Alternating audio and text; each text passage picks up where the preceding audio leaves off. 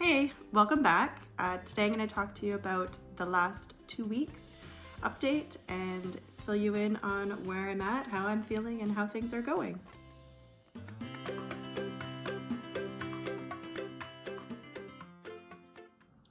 So today is October 23rd. Surgery was October the 11th, and the pre-op diet started October 4th. Starting back on October 4th, my weight was 269. Just before surgery, my weight was 260, and I'm currently sitting at 247.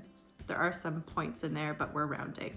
So that means to date, I have lost 21.5 pounds, which is 18.5% to my goal weight. My goal weight, the big overall goal weight, is 150. The doctors say that this surgery will drop you about 60% of your excess weight on average.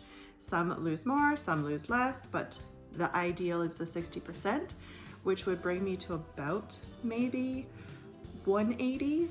So we'll target for 180 first. Actually, I'm really just targeting for 199 would be fantastic.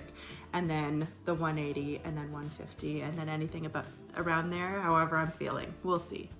Not too much that I'm dead set on past even 175, because that was the lowest weight as an adult that I remember, and I felt pretty good then. That was right before I got pregnant with my first son.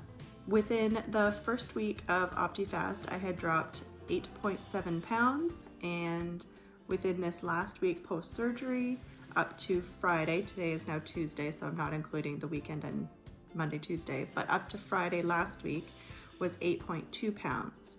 So you can do the math within there to see what the difference is for this week. I did have a slight gain from yesterday to today. Not concerned even a little bit, because I guarantee that was I didn't drink enough water and I didn't take the laxatives that the doctor sent me home with, because I was worried that the opposite might happen. So yeah, took that, taking care of that, making it all happen. So I know that's why I'm holding on to stuff and not dropping it off. Literally dropping, never mind. That's my husband's joke. Anyways, so doing clear fluids last week was rough. The first few days with my husband cooking, I think I said this in the last video, was rough. I made them have not fast food, but quick home foods that wouldn't fill the house with tons of aromas. So that helped a lot. And switching over to fuller fluids this week has been more helpful. My kids love soup, so we've had quite a few days of soup, or they'll have something different that I know I can't have for a very long time, which is fine and I don't miss it. And then I'll just have my soup and we'll sit together and eat. This Friday, I'm gonna start purees because we're going out for my birthday dinner. So I'd like to have something while we're out that's not soup. And my actual birthday is on Saturday the 26th. So I'll be 38, which, wow. I can honestly say I don't feel 38. Maybe 28, but not 38. Anyways, we're gonna get all dolled up. All the girls are going out. Ladies' night only, no children, no husbands. It'll be fantastic. So looking forward to that evening. This week I also saw my family physician. This is the first time I've seen them since being referred into the program, but the way our program works is post-surgery, you're to follow up with your family physician. She said all the incisions looked great, which I had figured. There's one that's a little bit more 3D than the rest, I guess. It pops up a little bit, whereas everything else is pretty flat and looks decent. Lots of bruising on the one that's right on my chest bone, but again, that's the one that had the most work done. That's also the one that has the most pain. So it's getting there. And it's interesting, when I stand up, it feels like this side is a little bit more hollow, the way that my stomach sits, whereas this side still looks the same. So it's a little weird. I know I'm missing 80% of my stomach, so that's gonna leave a large gap, but it's interesting. You don't feel hollow, but then you feel hollow. It's a strange feeling. So, but those aches and pains are interesting. The other ones that I've had is, well, if I take too big of a drink, it hurts like almost right here, which is interesting because no work was done there. It would have been at the top at the GJ, I think. So, so that's interesting to have the pain here I don't know what that is. Maybe it's just sensitive, maybe it's inflamed. I'm not sure. I will have some times where I get excessive pain all through my chest, depending on what I ate. Then I know I'm not gonna have that for a little while. We'll try it again later. When I get the feeling of fullness, it's very different than the feeling of fullness. When you felt full before, your whole belly almost felt big. Like it was, I need to undo my pants and, you know, I'm full, big turkey dinner. Now it's different. It's more in my chest. I feel the fullness in my chest, and I almost have to lean back to stretch out this upper part. I can't show you here, maybe.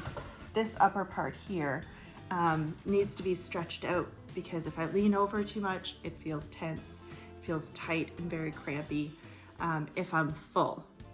The rest of the time I feel very, very, very normal. I have a fair amount of energy, but when I'm done, I'm done. I'm done. It's interesting. We had gone to the pumpkin patch last Sunday because it was such beautiful weather, t-shirt weather. And we walked the fields. We walked, you know, through the petting zoo, through the kids' play area. We did the corn maze. And then when we came up the hill from the corn maze, it's a steeper hill with all the pick your own pumpkins. When we got to the top, I was done. I was done. I had no energy left, no nothing. And then it clicked and I'm like, it's only been a week and 2 days since surgery. And if I had any other surgery, a C-section, I don't think I'd be doing that much right after. So it's interesting because I can't see visible scars in the same way as a different surgery that I assume I can do more. It's just like I assume you can eat whatever, but then you go to prepare and you go, oh, no, wait, I just had surgery. I can't do that. Okay, somebody else in my family can have it now. So that's been interesting and a little bit of a learning curve, but other than that, I've been feeling really good. I've been making sure to get walks in every day. I really want to get clearance to do some sort of working out, some sort of something. I know there's not a whole lot that I can do as of yet because calories are so low. You're only taking in between 400 and 600 calories right now with the fuller fluids. I think once you get to the soft foods, then it's like, okay, now you can really get in lots. I've been making sure to get in at least 60 grams of protein every day. That's where the majority of my calories come from, is just straight protein. So having that, I think, is also what's helping with the energy, making sure that I get in all that protein. On the 29th, next week, I actually go meet with, it's my first follow-up back at the clinic. I go meet with the registered dietitian and the nurse. So I don't know what they're gonna ask. I don't know what the plan is for the follow-up for that first appointment. Maybe just see how you're feeling, see how things are digesting. I don't know. We'll see. So I'll follow up about that. Yeah, this is a pretty quick, short follow-up. I am on Instagram if you want to follow a little bit more. It's ActivKate_fitness. Trying to stay as active there as I can to have more daily updates versus this one is only once a week. And I'm gonna try and really stick to that every week I'll give you an update on how things are going and my progress if this is your main source versus Instagram. So, and I don't do Facebook. That was my load lifted off because Facebook is, well, Facebook. I'm sure anybody watching would know what I mean. Yeah, so I'm enjoying Instagram and YouTube and my family and feeling good and getting in all the liquids. This is one of my favorites because it gives me something different that's not just plain water. And then I also have a protein coffee every morning. So it's half Premier Protein Caramel, half of the container, and half coffee. So I'll just fill my Yeti up and I'm good because it'll stay hot for a little while and I could just sip away and get my protein in for the morning. And then lunch, I typically have a soup with a tablespoon or 2 of cottage cheese in it for protein. It's funny, before surgery, I wouldn't have touched cottage cheese with a 10-foot pole because I always thought it was gross and it was chunky and I'm sure it would have had an awful taste. It tastes like nothing. There's no taste to it. None. Zip zero.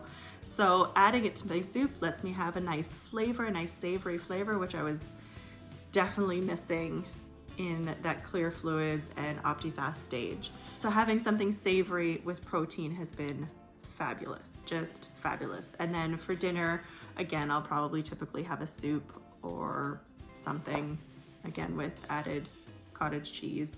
And then at some point during the day, I'll make sure to get that second half of that Premier protein in to get the 30 from that. And then I'll get 30 from all the other things throughout the day. Sometimes I even get 75, which is like goals.